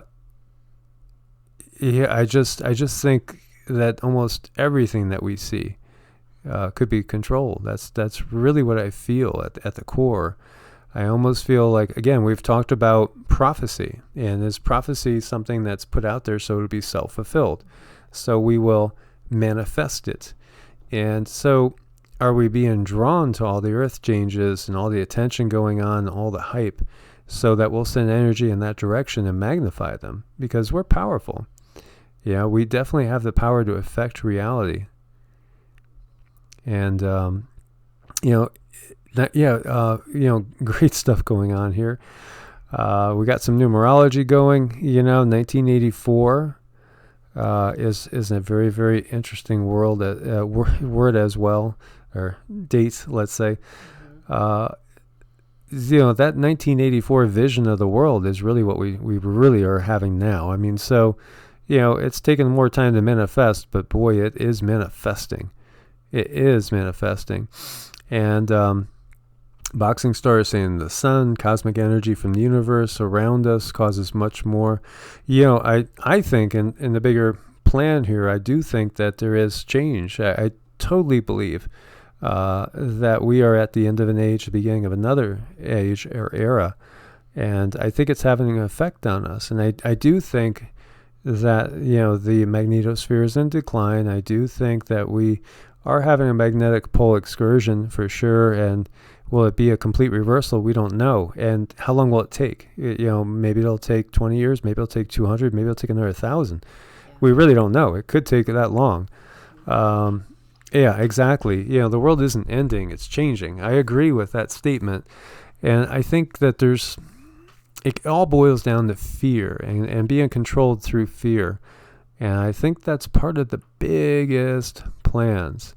Julie, I'm sorry you got beat up over at Marfugal. Stay with us. We'll give you hugs, okay?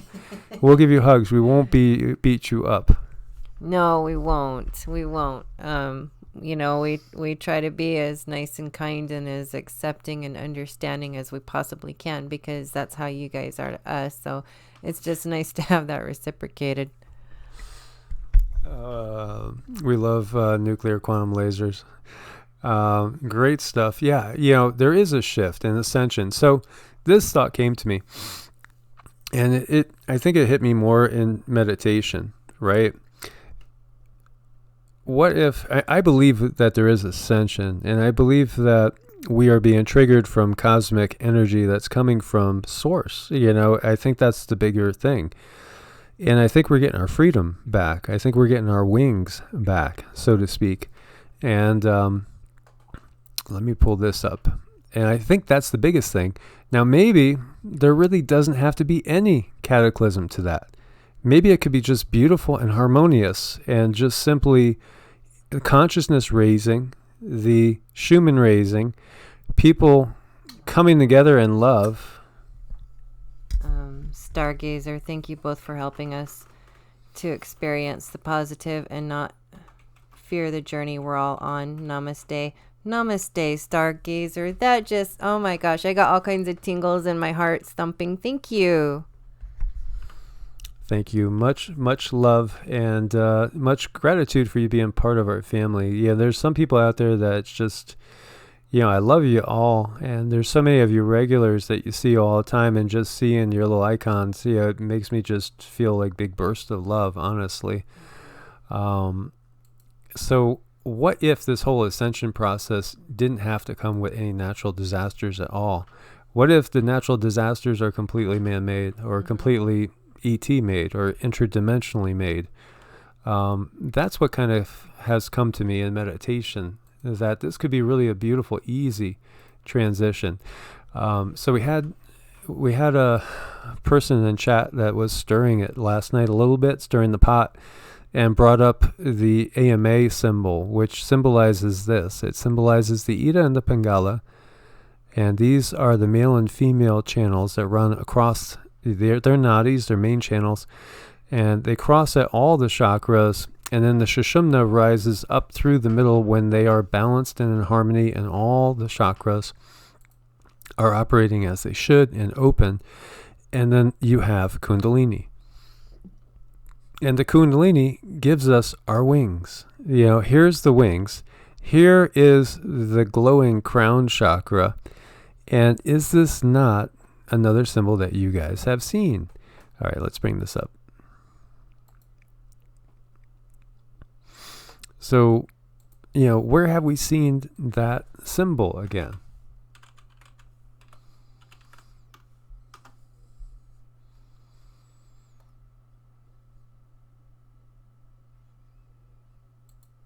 And we'll go in. I'm going to need to clarify.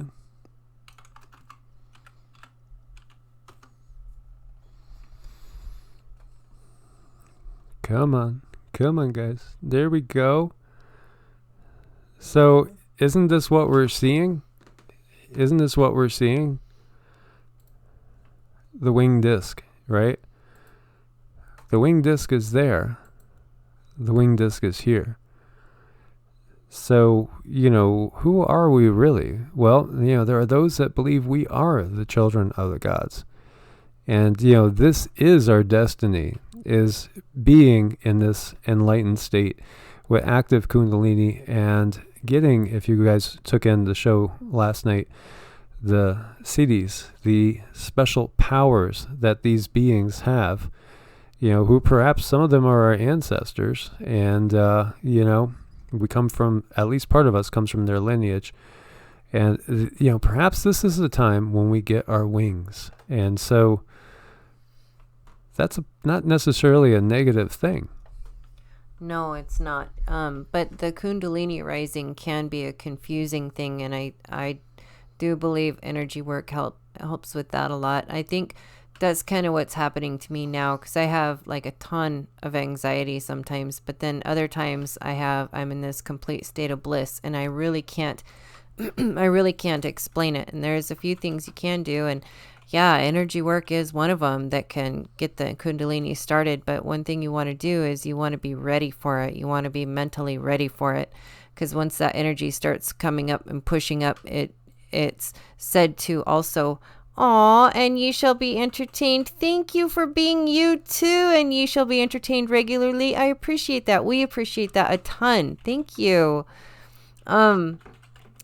So you want to be ready for it, because it's said to also push up ancestral DNA too, which will push up DNA memory, which can push up old hurts and old hang-ups, and can push up old traumas as it goes up the spine. So it can be quite a journey if you're not ready. So it's a really good idea to be spiritually prepared.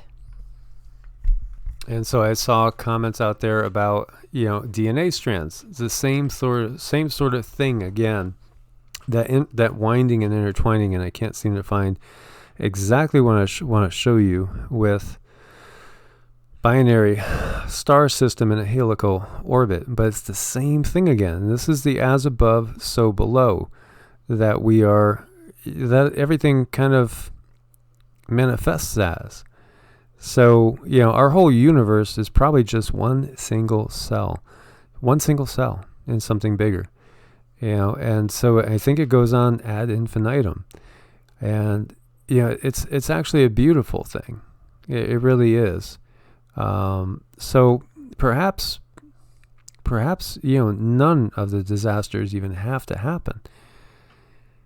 And maybe we could mitigate it all, and maybe we could have a positive outcome. I think it's all about as many people as possible waking up consciously and getting out of this matrix, stopping the negative fear-based mentality and, the duality that we see going on. I know, I see a ton of really good comments in here, talking about, the DNA being triggered by the light, and the light comes through our eyes, and it's triggered by cosmic rays and frequency. And yeah, these are all things that should be taught in common knowledge, so we understand our bodies. I think it's really important we get curious about ourselves. Because once you get curious about yourself, you can understand yourself. If you can understand yourself, you can help really, really help other people who are struggling with this ascension process. And you guys are beautiful, and you guys are strong, powerful beings. And we don't have to give up. We don't have to roll over and die. We don't have to accept anything that's fear-based and negative and divisive. And perhaps, for some of us, we're going to just have to simply band together in different ways. And maybe there will be some communities forming. Maybe there will be new families forming in so many ways. And that's a beautiful thing. And maybe we have to just kind of focus our power ourselves and, really use our intensity and our vision to create at least our own bubbles, our own zones, where there will be just love and acceptance and moving forward. And especially as we come together and we keep waking up more people, because people are waking up. I got an email about a week ago from somebody that was very, very fundamentalist, in orientation, and said, I just want to apologize to you because I attacked you, and you didn't respond really in a negative way, but I really attacked you.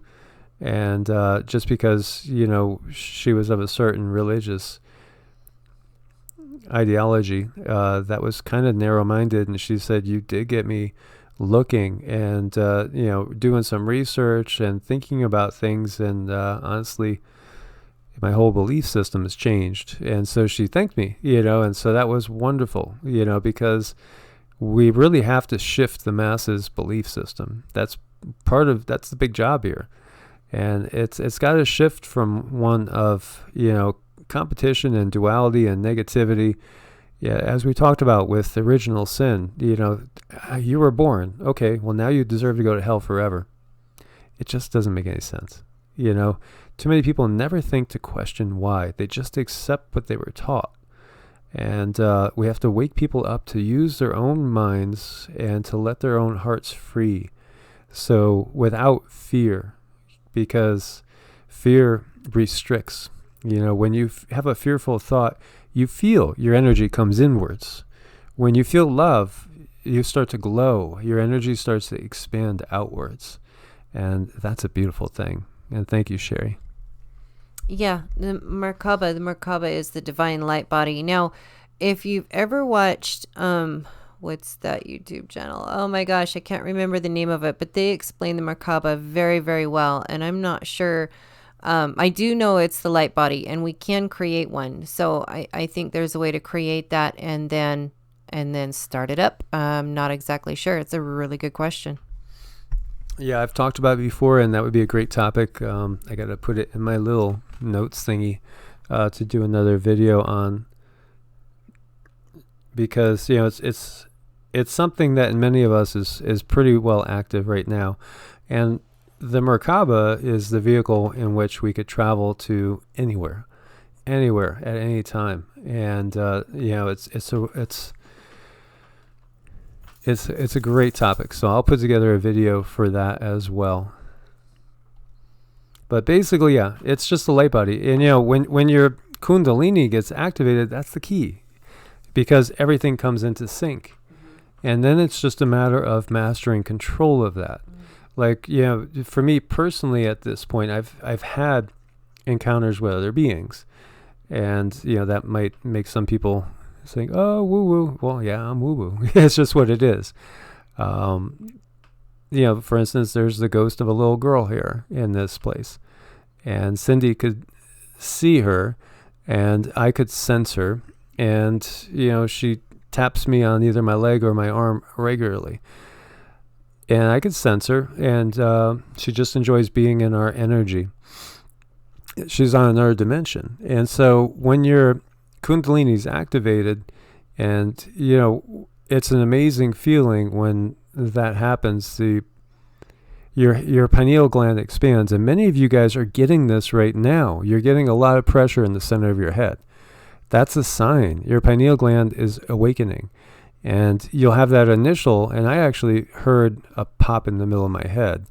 It was weird, and I honestly was like briefly thinking, oh my God, I hope it's not a tumor. But it opened up to such a degree that I was able to just move massive amounts of energy where I only could do a fraction before. And then other things have just come on. Like when I'm in a certain state, I could see, very clearly into other dimensions. And that just happens with regular, consistent practice. But once you open to a certain spot, it doesn't go back. You're open. Even if you don't practice, you're still open. Yeah. And well, for me, I can see things and entities. And another thing that happens to me is my energy skyrocketed. So a lot of times I have this extra energy. I just don't know what to do with it. And it builds and it builds and it builds. But that is also part of the Kundalini, and my mind like races sometimes. Michael and I are both a little bit the same that way. Sometimes we kind of lay in bed at night and our minds will just go and go and go and go and go. It's like your brain gets supercharged, but that's another reason why you want to be spiritually sound and grounded, when that Kundalini does start to rise, because it'll help you. It can be your friend or it can be your worst nightmare for a little while. And for me, at times, it's a little bit overwhelming. And I thank God, though, what I'll never give up is that feeling of bliss that I get intermittently. I mean, there is no drug on the planet that could ever come close to that. And it's just such a divine feeling. And I'm super grateful for that. There's a lot of other things that I wish I could control a little bit better. Michael is a lot further on this path than I am. So I'm just glad he's here. But we all have different, gifts as well. So, while I could tell that entity's there and I could see visually with my eyes, like last night I was, for one, the little girl that she's about 7 years old, and probably has been on the other side for about 100 of our years, thereabouts. But I first felt her touch because she touches me every night when I go into bed. She just taps me. She likes to be on the right side of the bed, and just stays there. Yeah, and then last night when I was letting my eyes go a little bit, I could see, the manifestation of her energy. And, I could see her. Yeah, I could see her there. Now, I can't see her face like Cindy could. Cindy could describe her perfectly, describe her hair and everything. But Cindy and her daughter, Emma, both see with great clarity. Where I see energy, I see more like, the fuzzy white stuff on the TV taking a form. And I don't see clearly like she does. But everybody has, a little different gift. Everybody's gift is a little bit different. Yeah, she's, what's curious about this little one though is when she first came to me, she was wearing quite a raudy dress and it had holes in it, had black stains. And as she moves up in vibration, and I don't know how this works, it's just something I see, her dress looks prettier, but she doesn't necessarily want to leave. She kind of wants to hang in the energy field because it feels good. And I don't see any harm except for she's caused a couple problems and she apologized for that. Yeah, I mean, it's all energy, and it's really curious how things work in different dimensions, and like which dimensions can see other dimensions and how do they do that. I don't know. We may never know until we're dead, but it's all just a really awesome topic, and I'm just glad I have you guys to talk to about it. So over here, what mystics and prophets revealed about hyperdimensional entities. So I do believe that, there are a lot of entities out there. There's tons of different entities out there. And I believe that there's a group that's been controlling the humans that are at the top of the food chain on this planet, so to speak. And they feed off of loosh. And so they create fear. They create disorder, anger. They manipulate things so that humans are always fighting wars against each other, killing each other, creating more loosh, which is basically energy that they could feed on. And, that is, I think, one of the biggest truths that is in our reality. These hyperdimensional entities, perhaps we would call them the archons out of Gnosticism. We could call them devils and demons. We could call them asuras, from the Vedic. And, there's lots of names, but they're all just names. But there are beings that most definitely feed on this and manipulate people. And, many believe that their residence is the lower astral realm or lower 4D, and that is perhaps where we are, or thereabouts. There's a lot of different thoughts. Some people might be operating on 5D right now already. Like Cindy has said many times that they used to be able to attack her in her sleep, but now they can't get to her because she's with me. And she's nodding her head. Yeah, no, it's true. It's true. They can't get me. They can try. They've tried to come and get me, but they can't get me. And I believe has everything to do with being with you. It has everything to do with you helping me raise my own vibration so that I'm not food for them anymore. Most definitely.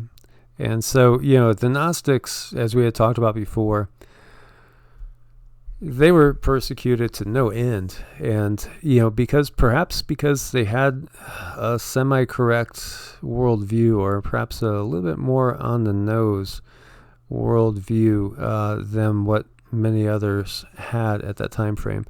And so extremely persecuted. And as we know, I won't go into the religious end so much tonight because that takes so much energy. But it's a pretty interesting thing when you start looking at that.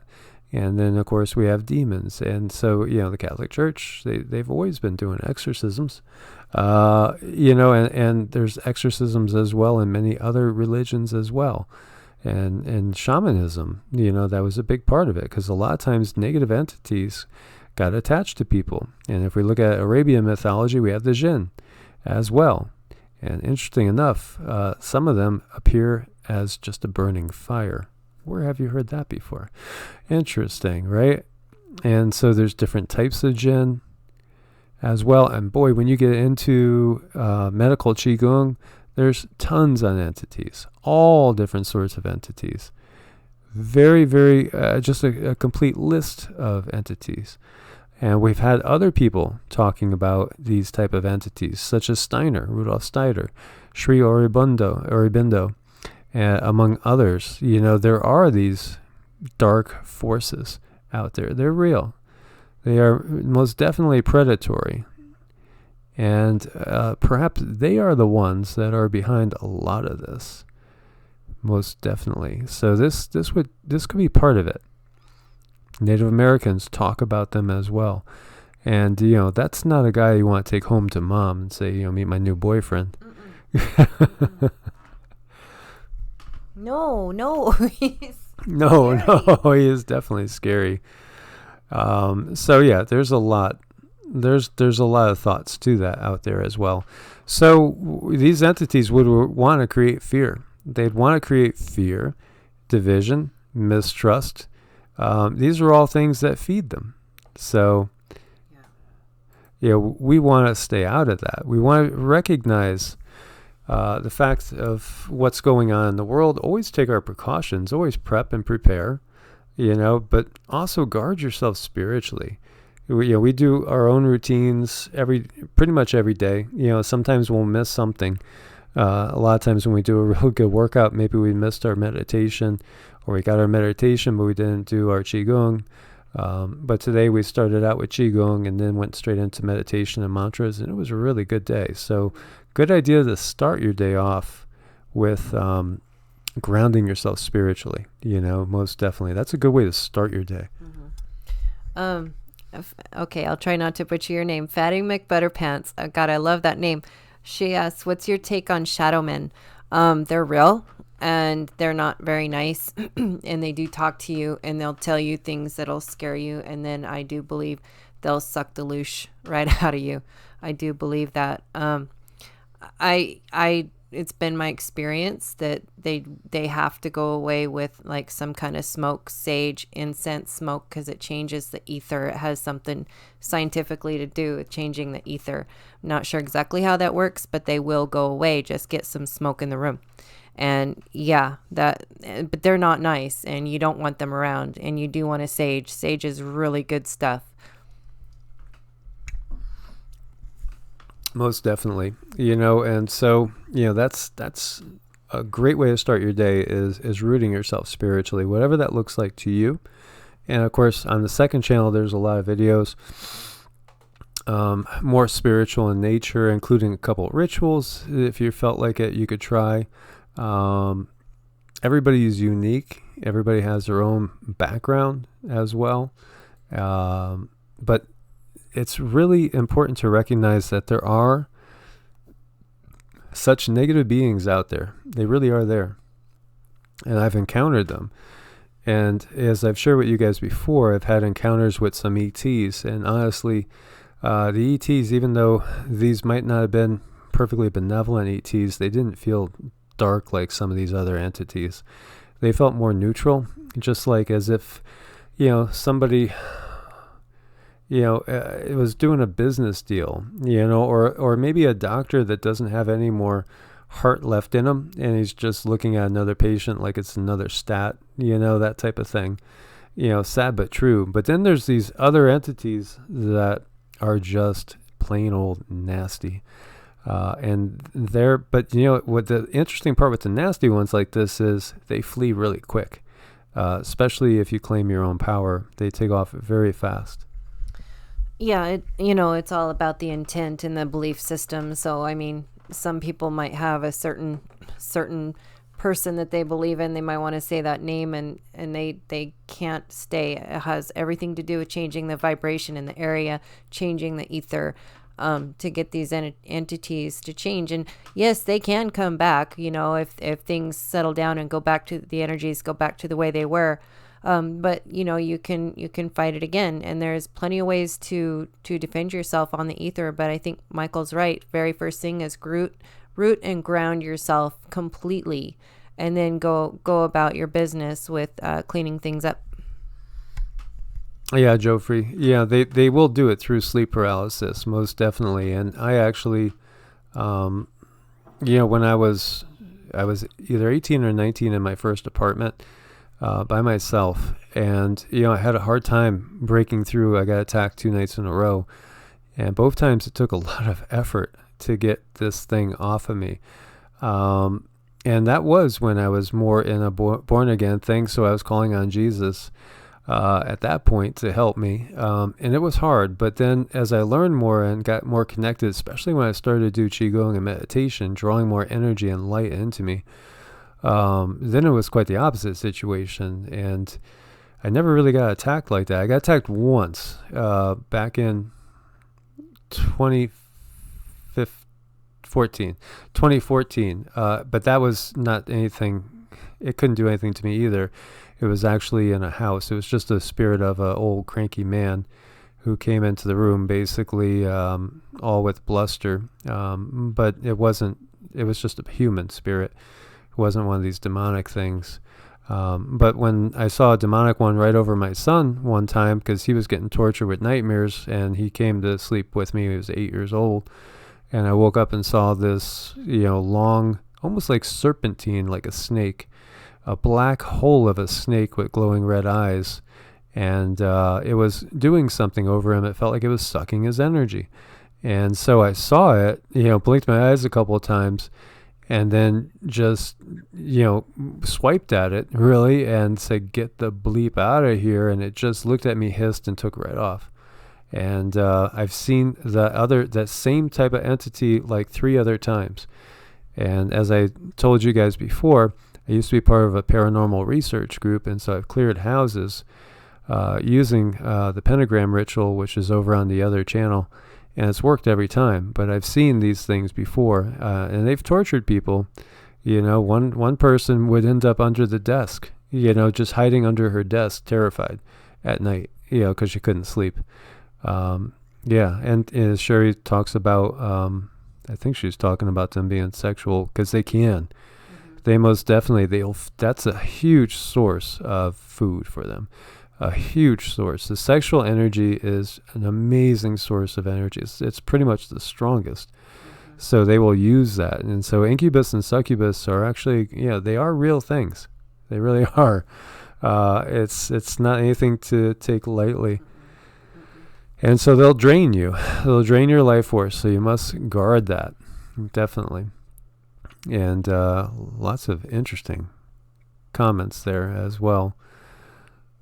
And yeah, I'm sorry to hear that, Sherry. That is something that I've heard before. You know, it's definitely happened. And you know, I shared with you too. I did a video on this one woman who died and came back. This is going back a ways. And it was interesting too, because when she died, she felt like she was in a loving embrace. And she was dead for like almost 35 minutes. 35, right? That's a long time to be dead. And she felt a loving embrace from behind, and she was told she had to come back because she was going to have twin boys. Well, you know, they were about to toe tag her and put her in the morgue, and then she woke up. And so they were stunned. And so like 13 years later, she did have twin boys. But the way that it happened is the creepy thing, because she was out camping with her husband, who they were not getting along. They hadn't had sex in forever, years. And there was nothing between them, really. And she woke up and saw just what we would envision as a demon. She said it looked just like Hellboy. The only thing was it was about 2 feet tall. But it actually had the genitalia of a well-endowed male. And so she said she felt like she couldn't resist it. She couldn't resist it. It was the most intense sexual experience she ever had. And even though it was repulsive, she loved the experience, you know, which was bizarre. And so she doesn't think it was her husband that impregnated her, but it was this thing, whatever that thing is. And coincidentally, the boys had to come into being because one of them is going to become a major world leader. You know, she even got the impression that one of them might become as big as like the president of the U.S. And they're like 17 or 18 now. So we shall see. And maybe that means we have at least another 12 to 15 years, right, guys? But yeah, it was absolutely classic incubus material, classic. And, you know, then you got to wonder, was that all like an alien abduction? You know, are these actually aliens? And, you know, look at you guys. You guys have had so many of these experiences. Look at how common this is. I don't doubt that, you know, you guys that are our regulars here, our family members, you're gifted. You know, you're star seeds. You're here on a purpose, you know, and so they love to try to do what they can do to those that they know are star seeds, light workers. Yeah, they'll get you, you know, your vibration when it moves down. And I think this is part of it, like the foods that we eat, sugar, I think that lowers your vibration and puts you in that place where you can be accosted by these things, because these things are not nice, and they'll steal your energy in any and all ways possible. And I do see Rosemary is in the house, and it looks pretty bad there. Hi, Rosemary. It's great to see you. Yes, good to see you, my dear sister. Much love. So, wow. I mean, it's amazing how common this is. Now, Nuclear Quantum Laser says, I've died twice in this life. Last one was on the Skyway Bridge in Florida. Oh, wow. That sounds like a story. Yeah, I'm going to take Cindy over that bridge. It's quite a bridge. Very long and beautiful. So, man, this is super common. And, you know, this is a good topic for another video as well, or maybe another live, definitely, because, you know, it's great when we share our experiences. Like, you know, yeah, like Sherry says, it's not a coincidence. You know, these people, you guys, you know, you that have experiences, you're targeted because of who you are. It's because of the energy that you have, you know, and so you are targeted. And there's concerted effort to infiltrate certain bloodlines, most definitely. And I've seen tons of orbs, all different shapes and sizes. Had interactions with them as well. I saw one that I truly believe was angelic, And it happened really early on in my path. And it was just an amazing experience. It was all golden. Yeah, there's a lot of stuff out there, um, and Crystal Core, I wonder how many of us have had NDEs. I've had them. I don't know if I've had that. I've been out of body. That's for darn sure. I've been out of body. I've been pulled out of body. There's a lot of things happen to me, and it is because we are star seeds and we do emit a certain energy, and that's why I do think it's important, even more so now, with the fight against consciousness, to raise our vibration and to really get serious. So we stop feeding them, because I think our feeding them makes them, obviously it's going to make them stronger. So, we are very special. They're going to do whatever they can do. They're going to find every avenue they can find to keep our vibration low, so they can continue to feed on us in any way, shape, or form. They're not prejudiced. They'll take the loosh, anything they can get. It's what they want. Yeah, and this whole thing that we're in, this whole battle, this war, it's definitely multidimensional.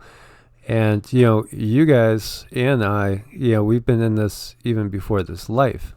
We keep going through it. It's the same sort of battle that's been going on for a very, very long time. I think I might have told you guys before, I had two different psychics very close together tell me of a life I had as a Templar. And it makes sense, because I honestly feel that in that life, I feel I was probably either burned at the stake. I think burned at the stake. But I know I was persecuted by the church when the church basically decided to get rid of the Templars because they were a threat. And so some of my inherent, I think, animosity towards the powers that be in that power structure, I do feel is left over from past life. And I've clearly seen a past life much closer to this one, in which I was basically a Buddhist monk living in a cave with other Buddhist monks at the Nepal-Tibet border, and have strong visions of that. I know, it's so funny. I think, Sherry, you sent me a text today about with a witch using the flames to light her cigarette. We were just talking about that last night too, because I am terrified of fire. And I do feel like in a past life, I was burned. So it was really strange that you sent that to me. A lot of us have been through lives that are horrific, and I think that's why we do go against the system, and we are a little bit different, because we do have that DNA memory, and that DNA memory comes alive in our soul and in our spirit with our light. Oh, Keith, well, maybe that's why we feel like we're brothers, Keith, because Keith says, so wow, you were a Templar too. I was burned also. This time we win. Yeah, most definitely, because like I've always been kind of like a little bit more of like a warrior monk / sage. I think, it's kind of like equal. I mean, it's like all I've ever wanted to do is just train and meditate and then uncover all the lies. It's just, I love all those things. So yeah, I do think that a lot of us are coming back together again. We've been together in past lives. We've probably known each other before many, many, many times. You guys feel so much like home and comfortable. And in this time period, with the big changing of the age, a lot of us are really coming together, coming on the planet at the same time. Yeah, it's true. And we are coming online, and our energy bodies are getting stronger and stronger. And I think the more we talk to each other and the more we share, the more we're going to learn what to do with our energy bodies and how to make them work, and what, how to function. This is just one big, beautiful family. And I absolutely love you guys. You guys are awesome. So I want to thank you guys for a great live. We went almost 2 hours this time. So Wow. Time flies when you're having fun. Love you guys. It is fun. Thank you so much for your support again on Patreon and Ko-Fi, and anybody that wants to join us over there, please do, as there are some videos that don't go up on YouTube. Again, thank you for your support. Make sure you are subscribed to EE Arts, the second channel, and be on the lookout for the third channel, which we'll be developing. I think next week we're going to go and maybe take a look at some travel trailers in person, and we'll be heading on the road probably in about 3 months is what we're looking at. And of course, the videos will keep going. We've been on the road before. And, as long as you're by a population center, you could always roll into a Starbucks and upload and do your whatever you got to do. Thank you guys so much for being part of this family. We love you guys so much, and it's just our pleasure to share a little bit of our lives with you. It is our complete and total pleasure. God bless and namaste. God bless and namaste.